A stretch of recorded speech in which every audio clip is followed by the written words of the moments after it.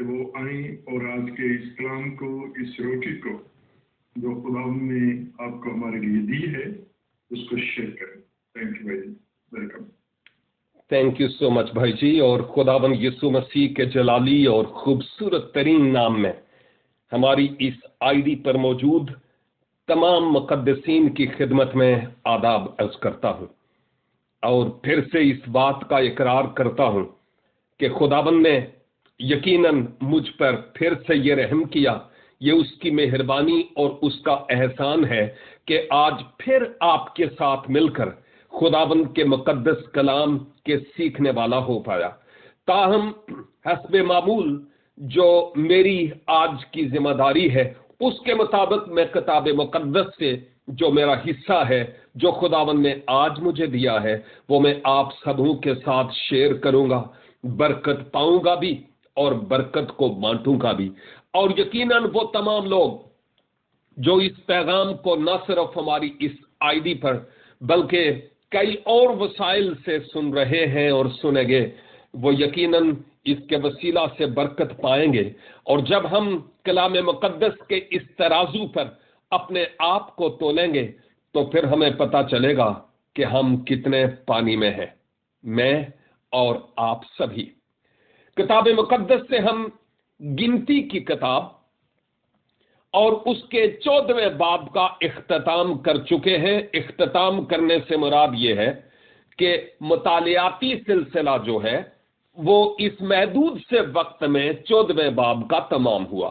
یوں تو زندگی بھر لگی رہے تو ایک آیت اور ایک لفظ کی بھی تفسیر و تشریح ناتمام ہوتی ہے، لیکن وقت کو مد نظر رکھتے ہوئے جو 14ویں باب کا مطالعہ تھا وہ ہم نے مکمل کیا، اور اب ہم 15ویں باب میں آتے ہیں۔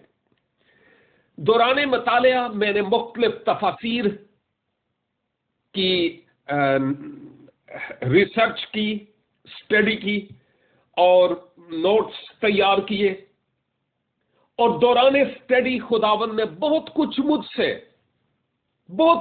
سے کلام کیا اور بہت کچھ مجھ پر ظاہر کیا اور بتایا، اور پھر جی کرتا تھا کہ ان ساری باتوں کو جو میرے لیے ہیں وہ میں خود غرض اور لالچی بن کر اپنے تئیں نہ رکھوں، بلکہ اپنے تمام عزیزوں تک پہنچاؤں، تاکہ وہ اس کلام پاک کے وسیلہ سے برکت پانے والے ہو سکے، اور یقیناً وہ آج ہمیں برکت دینے کے لیے مکمل طور پر تیار ہے۔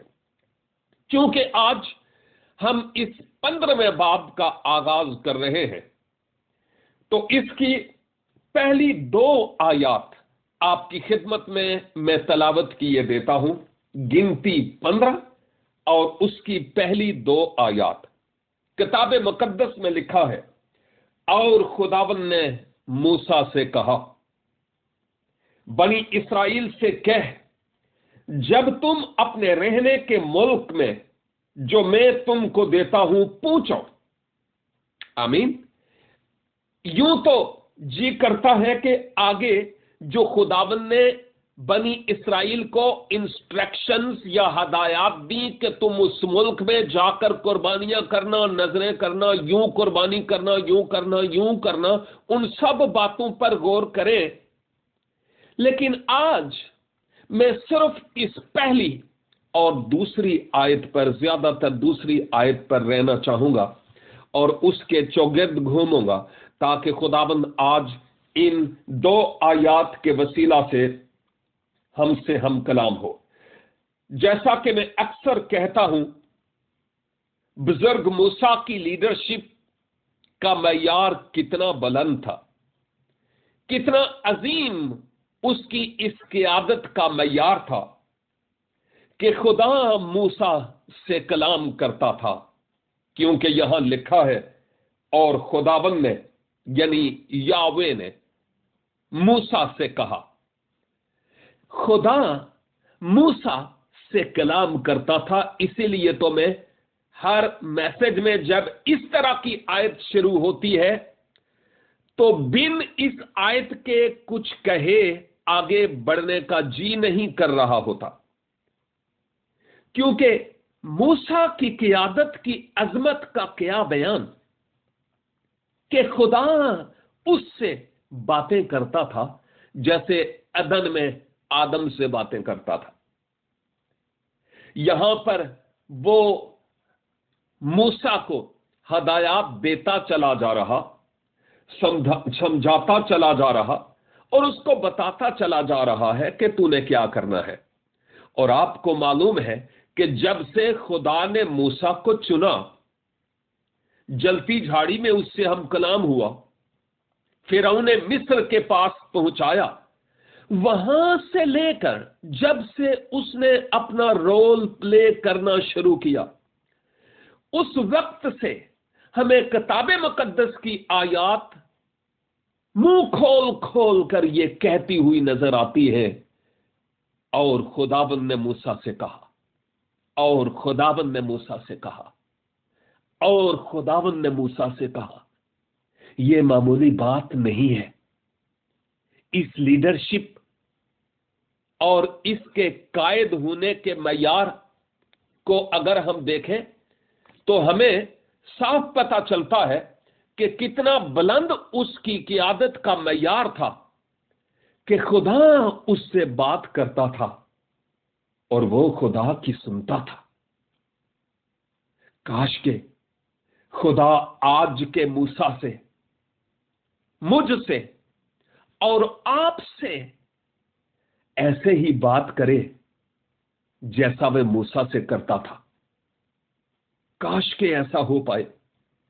کاش کہ ہمارے خدا اور میرا اور آپ کا رشتہ ایسا ہو کہ ہم سنائیں اور وہ سنے، اور پھر وہ سنائے اور ہم سنیں. کاش کہ ہم اس میں ایسے گم ہو جائیں کہ وہ اپنی پاک اور مقدس مرضی کا ہمیں مکمل طور پر اسیر بنا لے، اور پھر پولوس کے ہم نوا ہو کر ہم یہ کہہ سکیں کہ اب میں زندہ نہ رہا بلکہ مسیح مجھ میں زندہ ہے. کاش کہ وہ وقت میری زندگی میں آئے اور پھر آپ کی زندگی میں بھی. ہم جوں اپنے خداوند کے ساتھ وفاداری کے قدم چلتے رہیں گے تو وہ اپنی برکت کا ابر ہم پر برساتا رہے گا اور اپنی مرضی کے بھید اور مکاشفات ہم پر کھولتا چلا جائے گا، جو میرے لیے، آپ کے لیے اور بہت سارے لوگوں کے لیے برکت کا سبب ہو سکتے ہیں. اب دوسری آیت میں جو موسیٰ کو خدا نے کہا وہ کچھ ایسی ہدایت تھی جو موسیٰ کو قوم بنی اسرائیل کو دینی تھی. اب ان ہدایات کے دیے جانے سے پہلے خدا موسیٰ کو کچھ کہتا ہے کہ یہ ہدایات لوگوں کو دے کہ وہ کب ان پر عمل کریں. اس وقت وہ اس سے کہہ رہا ہے کہ جب تم اپنے رہنے کے ملک میں، یہ رہنے کا ملک کون سا تھا؟ سرزمین معود، ملک کنعان کی بات ہو رہی ہے کہ جب تم سرزمین معود یعنی ملک کنعان میں پہنچو تو آگے بتاتا ہے کہ پھر کیا کرنا ہے. دو باتیں ہیں. ایک بات تو یہ کہ خدا موسیٰ سے کلام کر رہا ہے پہلی آیت میں. دوسری آیت میں خدا کہتا ہے کہ جب تم اس ملک میں پہنچو جس ملک کے دینے کا وعدہ میں نے تم سے کیا ہے. تو اس سے صاف ظاہر ہے کہ بنی اسرائیل ابھی تک اس سرزمین معود میں نہیں پہنچے تھے. ابھی تک وہ قادس برنی میں ہے اور یہاں پر ان کو اہم ترین فیصلے کرنے تھے، اور ان میں سے ایک بہت بڑا فیصلہ یہ تھا کہ ہم سرزمین معود میں داخل ہوں یا واپس مصر کی طرف جائیں؟ کیا ہم ان گزرے ابواب میں یہی کچھ نہیں دیکھ رہے تھے؟ مجھے یاد ہے اچھی طرح سے کہ میں نے بھی دوسرے خدام کے ساتھ مل کر اس بات کو شیئر کیا تھا کہ جب انہوں نے ان 10 رپورٹرز کی رپورٹ سنی سرزمین موعود کے حوالے سے تو سہم گئے، ڈر گئے، خوف آ گیا، بے اعتقادی آ گئی، بے ایمان ہو گئے، ایمان کی کشتی میں سوراخ ہو گیا، پیراشوٹ سے ہوا پار ہونے لگی، اور اس وقت انہوں نے بزرگ یشوع اور کالب کی سننے کے بجائے اکثریت جو ہلاکت کی طرف لے کر جا رہی تھی ان کی بات سنی، اور ابھی وہ اس فیصلے پر اتر آئے تھے، ایون انہوں نے کر لیا تھا واپس جانے کا۔ اندازہ کیجئے، اتنے طویل سفر کے بعد مصر سے قادس برنی تک، کہاں بیچ میں کوہ سینا پر خدا کی طرف سے شریعت کا ملنا، خیمہ اجتماع کا بنایا جانا، اس سے متعلق تمام انسٹرکشنز قربانیوں کے تعلق سے، اور ایون خدا کی فلی جو مرضی تھی، ول تھی، اس کے جاننے کے باوجود، خدا کے معجزات کا ٹیسٹ لینے کے باوجود، اس کے یہوہ یری ہونے کے باوجود، اب جب سرزمین موعود میں داخل ہونے والے تھے، کنڈا نکلن والا سی، تو اس وقت بے اعتقادی کا سما یہ کہ فیصلہ کر لیا کہ ہم اپنے لیے کوئی اور لیڈر منتخب کریں، اور بہتر ہوگا کہ ہم مصر کی طرف واپس لوٹیں۔ علماء بائبل یہ بتاتے ہیں کہ انہوں نے یہ غلط فیصلہ کیا، بے اعتقادی کے سبب سے وہ واپس مڑ گئے، اور آپ کو معلوم ہے، مجھے بتانے کی ضرورت نہیں کہ یہ کچھ سالوں پر محیط، کچھ عرصے پر محیط، قلیل سے دورانیے پر محیط جو یہ سفر تھا، کس طرح سے 40 برسوں میں تبدیل ہو گیا۔ بے اعتقادی کے سبب سے 40 دن 40 سال بن گئے، اور یوں ان 40 سالوں برسوں کے دوران بنی اسرائیل جب پیچھے مڑتے ہیں تو آپ جانتے ہیں کہ یہاں تک پہنچانے والا قائد، لیڈر، روحانی اعتبار سے کون تھا، کون ان کے آگے آگے چلتا تھا، کون ان کے لیے سمندروں کو پھاڑتا تھا، کون دریاؤں کے رخ کو تبدیل کرنے والا تھا، کون ان کے لیے آسمان سے من برساتا، کون ان کو ہینڈل والی بوٹیاں کھلاتا تھا، کون ان کے لیے ان کے آگے آگے دن کو بادل کے ستون اور رات کو آگ کے ستون میں ہو کر ان کے آگے آگے چلتا اور ان کی ہر اڑی مانتا تھا۔ ہم جانتے ہیں کہ وہ پاک یہوہ خدا تھا، لیکن اب جب اس کی بات کو نہ مانا تو پھر وہ اپنی من مانی کی۔ کیا ایسا ہی نہیں کہ جب تک ہم خدا کی مرضی کے تحت چلتے رہتے ہیں، میں آج کے مسیحی کی بات کرتا ہوں، اپنی بات کرتا ہوں، اگر آپ سمجھیں تو آپ کے لیے بھی ہو سکتی ہے، کہ جب تک میں خدا کی مرضی کے مطابق چلتا رہتا ہوں، جب تک میں اس کے نقش پا پر چلتا رہتا ہوں، جب تک میں اس کی دی ہوئی انسٹرکشنز اور ہدایات کے مطابق چلتا رہتا ہوں، تب تک تو وہ میرا قائد ہوتا ہے۔ لیکن جب میں کٹے والی ضد لگا کر، اپنی مرضی کر کے उसकी क़ियादत से हाथ छुड़ाना चाहूं तो फिर वो तो मेरी क़ियादत नहीं करेगा ना, क्योंकि मैंने उसकी बात नहीं मानी। और अब जो मैंने हट धर्मी की है, इसके सबब से अब खुदा तो मेरा रहनुमा नहीं होगा, अब मेरी विल पावर होगी, या इब्लीस लाई होगा, या मैं खुद अपनी मर्जी के मुताबिक चलूंगा। कोई डायरेक्शन मुझे फिर नजर नहीं आएगी।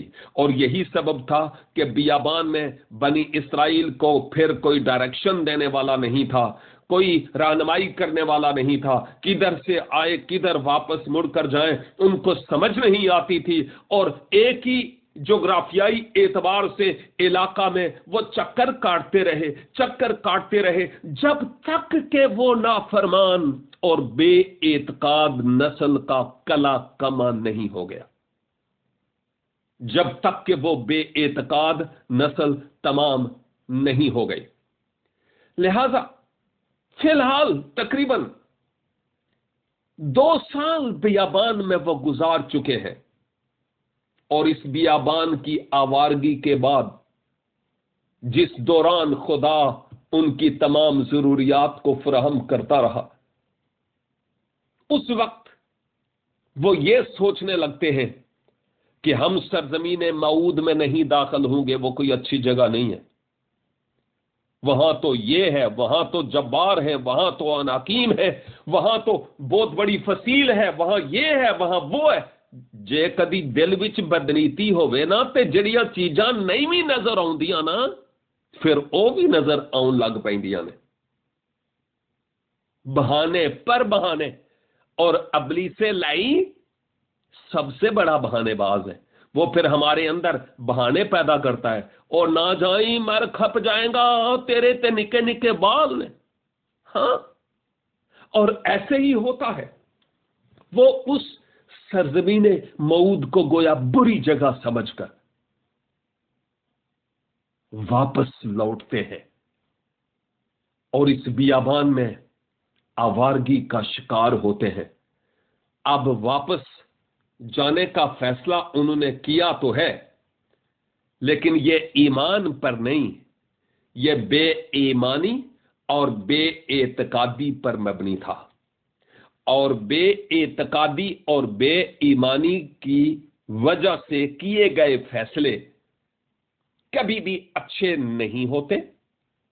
मेरी जिंदगी में भी कई ऐसे मौके आए, आपकी जिंदगी में भी शायद कई ऐसे मौके मेरी तरह आए होंगे, जहां पर हमने मन माने फैसले किए जो दुरुस्त नहीं थे, जो गलत थे,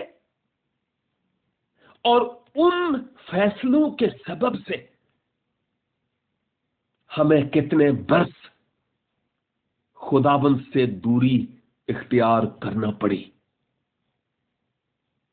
सोचने का मकाम है। और कितनी बरकत को हमने गंवाया। जरा माज़ी रफ्ता पर, अपनी जात पर, अपनी जिंदगी पर हम निगाह करें। माजी में शायद हम दूसरों की जिंदगियों पर निगाह करते रहे, उनकी आंख के शहतीर, उनके आंख के तिनके हमारे लिए शहतीर थे। लेकिन आज हमें अपनी जिंदगी पर गौर करने की जरूरत है कि माजी में मैंने कितने फैसले अपनी मन मानी से किए। कल शायद मैं, भाई यूनुस और एक और भाई हमारे साथ थे, और हम बात कर रहे थे, क्योंकि भाई का मैसेज जो चर्च में था वो आदम से शुरू हुआ और आदम पर जाकर तमाम हुआ। तो कहने का मतलब यह है, बाद में हम बात करते थे, क्या हर मैसेज में आदम की रेड़ नहीं लगती? ओ जी, आदम ने नाफरमानी की। मुकद्दस पतरस को भी हम रगड़ा लगाते हैं, उन्हें 3 बारी इनकार किया। तोमा को भी नहीं छोड़ते, शकी सी। लेकिन सोचने का मकाम यह है कि हम अपनी जिंदगी पर निगाह करें, गौर करें और सोचें کہ کتنی بار پترس نے تو شاید 3 بار ہی انکار کیا تھا. ایسی پتہ نہیں کنی باری من مانی کر کے اودی حضوری چوں پج جانے ہیں اور وہ کرتے ہیں جو اس کی مرضی کے مطابق نہیں بلکہ اپنی مرضی کے مطابق ہوتا ہے. اور بیابان میں بنی اسرائیل کی طرح ہم مار کھاتے رہتے ہیں، مر جاتے، کھپ جاتے ہیں، لیکن شاید اس کی طرف یہودا اسکریوتی کی طرح رجوع نہیں لاتے، اس پشت کی طرح جو بیابان میں مر گئی، کھپ گئی. ہم ہٹ درمی کا شکار رہتے ہیں. لیکن مبارک ہے وہ لوگ جو داؤد کی طرح اس کے حضور جھک کر اپنی بے ایمانی اور بے اعتقادی کا اقرار کرتے ہیں. اور عین ممکن ہے میرے عزیزو، ہماری بہت ساری برکات آج بھی خدا ریڈی ہے لے کر اپنے ہاتھ میں ہمیں دینے کے لیے، لیکن ممکن ہے کہ ہماری آج بھی کوئی ہٹ درمی کی روح ہو، بغاوت کی روح ہو، گناہ ہو، جس سبب سے ہماری آواز عالم بالا پر سنائی نہیں دیتی. کیا یہ خوبصورت وقت نہیں کہ اپنے ہی من میں ہم اپنی کمیوں اور کمزوریوں کا اقرار کریں اور یہ بیابان کے 40 برس یہ عرصہ گزارنا ضروری نہیں ہے؟ فرما برداری میں، خداوند کی قیادت میں ہم اس کے پیچھے پیچھے چلیں تو پھر کیا ہی بات ہے. خداوند کی طرف سے انتظار کرنا زیادہ بہتر ہے بجائے اس کے کہ خود اپنے فیصلے کر کے ان کے غلط اور نقصان دہ ریزلٹس ہمیں موصول ہوں. ہمارے لیے زندگی میں کبھی کبھی بڑا مشکل ہوتا ہے، کچھ فیصلے کرنا آسان نہیں ہوتا، بہت دفعہ بہت مشکل ہوتا ہے کئی فیصلے کرنا، لیکن ہمیں یا تو رائٹ یا لیفٹ آخر کار جانا ہی پڑتا ہے. زندگی کے کئی ایسے چوراہے پر ہمارا سفر تمام ہوتا ہے جہاں پر ہم جا کر سوچتے ہیں میں یہ کروں یا نہیں کروں، یہ ہو یا نہ ہو، یہ کروں تو کیا ہوگا، یہ کروں تو کیا ہوگا. لیکن یہاں پر سوچنے کا مقام ہے ہم میں سے ایک ایک کو انڈیویجولی کہ کتنی بار ہم خدا کی مرضی سے ہٹ کر لیفٹ سائیڈ پر چلنا شروع ہو گئے، اور کتنی بار خداوند کی مرضی کی اور اس کی دی ہوئی ڈائریکشن پر اگرچہ مشکل سفر تھا لیکن رائٹ ہینڈ پر ٹرن ہوئے ہیں. سوچنے کا مقام ہے یہ.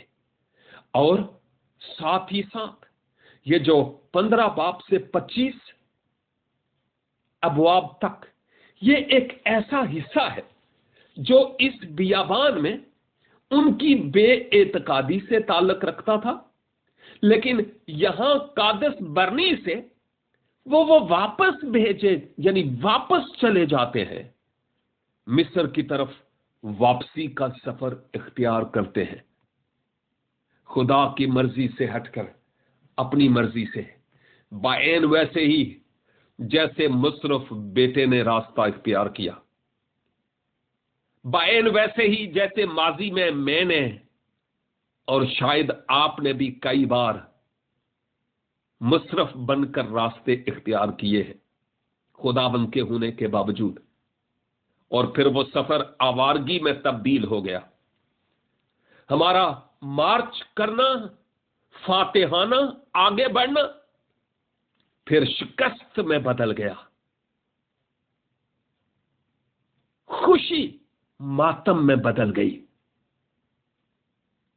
خداوند کی لیڈرشپ کی جگہ ہم من مانی کر کے آوارگی کا شکار ہوئے، اور ہماری فتح جو خداوند میں ہونی چاہیے تھی شکست میں بدل گئی.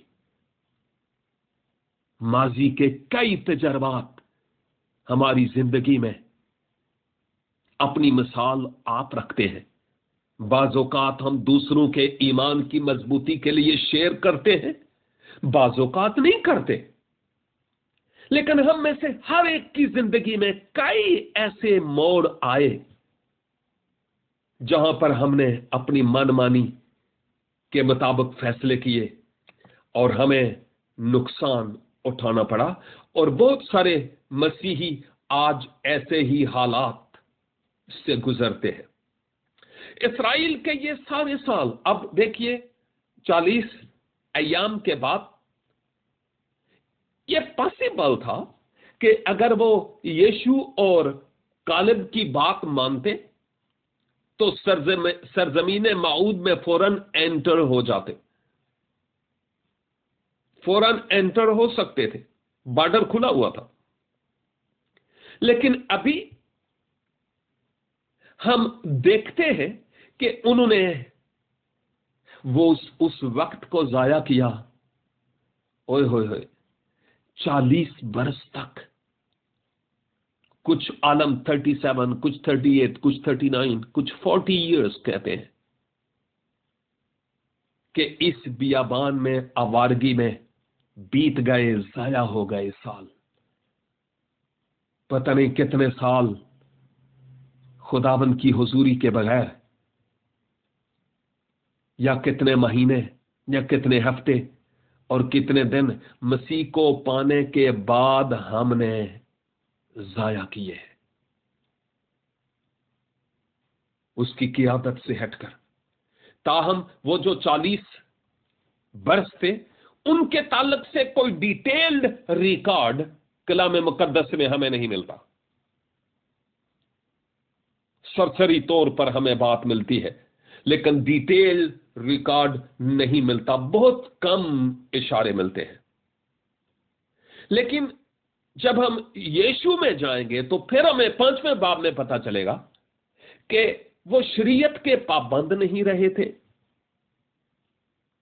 بچوں کے ختنے بھی نہیں کیے گئے شریعت کے مطابق، قربانیاں بھی نہیں چڑھاتے تھے، اور ان کے وہ خوشگوار ایام ناخوشی میں بدل جاتے ہیں. اور جب میں کتاب مقدس میں اسٹڈی کر رہا تھا تو آموس کی کتاب میں بھی ان کو ایک دفعہ پھر یاد دلایا گیا. آموس 5:25 میں بڑے کلیئرلی الفاظ میں یہاں پر لکھا ہوا ہے، اے بنی اسرائیل، کیا تم 40 برس تک بیابان میں میرے حضور ذبیحے اور نذر کی قربانیاں گزرانتے رہے؟ 26 آیت، تم تو ملکون کا خیمہ اور کیوان کے بت جو تم نے اپنے لیے بنائے اٹھائے پھرتے تھے. خدا اب ان کو یاد دلاتا ہے کہ گنتی کی کتاب میں تم نے کیا کیا. اور یقیناً یہ جو قربانیاں ان کو بیابان میں کرنی تھی، یہ گویا ان کو اور ان کی آل اولاد کو ایک یوں کہنا چاہیے کہ میموریل سروس کے طور پر تھی، تاکہ ان کی میموری میں یہ بات کندہ ہو جائے کہ مستقبل قریب یا بعید میں ایک فائنل قربانی ہونے والی ہے. یہ ساری قربانیاں اس قربانی کی طرف اشارہ کرتی تھیں جو میرے لیے اور آپ کے لیے ماضی میں ہو چکی، ان کے لیے مستقبل میں ہونے کو تھی. اور یہ خدا کے بیٹے خداوند یسوع مسیح کی صلیب کلوری پر قربانی کی بات ہو رہی ہے، جو اس نے کل جہان کے لوگوں کے گناہوں کے لیے اور میرے اور آپ کے گناہوں کے لیے وہ قربانی ادا کی. لیکن افسوس اس بات کا، قربانیاں بھی نہ رہیں، شریعت کے مطابق چلے بھی نہیں، بت پرستی کرنے لگے، ملکوم اور کیوان کے بتوں کے آگے وہ جھکنے لگے. اور یہ بات اتنی زیادہ خدا کے حضور بری ہوئی کہ اس نے اس کا ایک ریکارڈ رکھ لیا. کیونکہ جب میں رسولوں کے اعمال کی کتاب میں دیکھتا ہوں اور اس کے 7 باب میں रसूलों के आमाल और उसके 7 बाब में, तो वहां मुकद्दस स्टेफनस भी उनको ये याद दिलाता है कि तुम किस तरह खुदाबंद के साथ बेवफा रहे, बावफा नहीं रहे। 7 बाब की 42 और उसकी 43 आयत, यहां पर क्लियरली खुदाबंद अपने बंदा की मार्फत फरमाता है, बस खुदा ने मुंह मोड़कर उन्हें छोड़ दिया कि आसमानी फौज को पूछे। चुनांचे नबियों की किताब में लिखा है, यही किताब जो मैं पढ़ चुका हूं, आमूस की किताब, कि ए इस्राएल के घराने, क्या तुमने बियाबान में 40 वर्ष मुझको ज़बीहे और कुर्बानियां गुजरानी? बल्कि तुम मलकूम, तुम मूलक के खेमा और रिफान देवता के तारे को लिए फिरते थे, यदि उन मूर्तों को जिन्हें तुमने सिजदा करने के लिए बनाया था। बस मैं तुम्हें बाबल के परे ले जाकर बसाऊंगा। और आप जानते हैं कि किस तरह से बियाबान में उनको लोहे के चने चबोने पड़े। ये आवारगी जो बनी इस्राएल की बियाबान में है, मेरे लिए और आपके लिए अहम तरीन सबक छोड़ती है।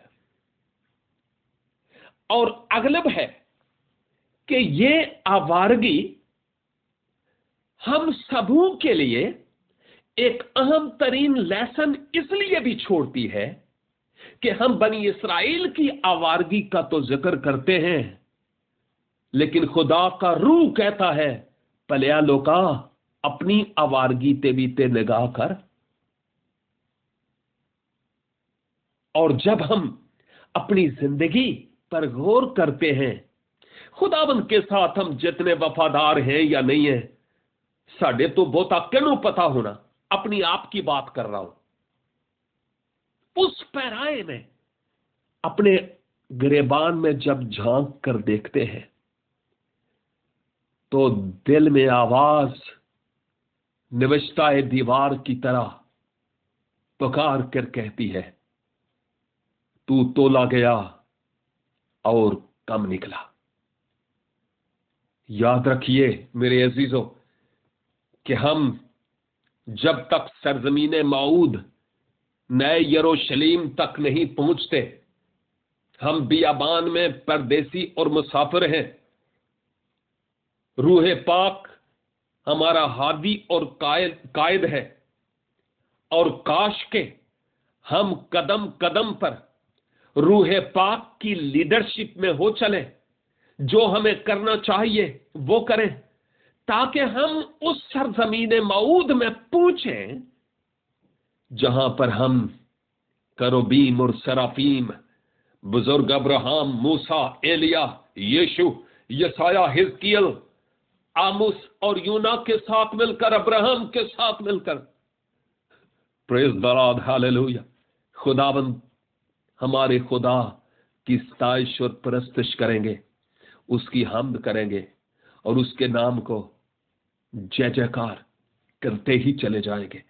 वो खुदा की बरकत के हुसूल में जो इस जमीन पर हमें हैं, हम इसी सूरत में ही उनको हासिल कर सकते हैं जब हम उसको अपना कायद बनाकर चलते रहे तो। लेकिन अगर हम उसकी मर्जी के मुताबिक नहीं चलेंगे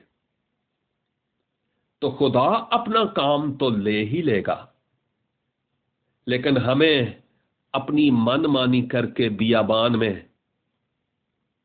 कई जिंदगी के बरस जो अच्छे गुजर सकते थे वो आवारगी में गुजर जाएंगे। मेरे अजीजों, आए हम अपनी जिंदगियों पर गौर करें, और अगर आज खुदा के रूह ने हमारी दुखती रग पर उंगली रखी है तो हम उसके हुजूर इकरार करें और उससे कहें, खुदावन तू मुझे मुआफ कर, तू मुझे आगे बढ़ने का फजल अनायत फरमा, मुझे फर्मा बरदारी की रूह बख्श ताकि मैं तेरे साथ फर्मा बरदारी से चलता रहूं। और अक्सर पहले भी कह चुका हूं کہ ایک جرمن پروٹیسٹنٹ سسٹر مشیلیا شلنک اس کا نام ہے، جس کی کتاب کا مجھے پاکستان میں ترجمہ کرنے کا اتفاق ہوا، اور وہ خاتون یہ کہتی ہے کہ توبہ کی صرف گناہگار شخص کو ہی ضرورت نہیں ہوتی، ہر ایماندار کو بھی ہر روز توبہ کرنے کی ضرورت ہے۔ اپنی زندگی پر ہم سوچیں کہ کہاں میں آوارگی کا شکار ہوا یا ہوئی، اور ہم مصرف بیٹے کی طرح واپس اپنے باپ کی طرف لوٹ آئیں۔ شاید لوٹ آنے میں ہی ہم پر برکات کی بارش ہونے کو ہے، اور جب تک ہم اس کی طرف لوٹ کر آئیں گے نہیں، سورج چمکے گا ہم پر، بارش ہوتی رہے گی، لیکن روحانی برکات سے ہم محروم رہیں گے۔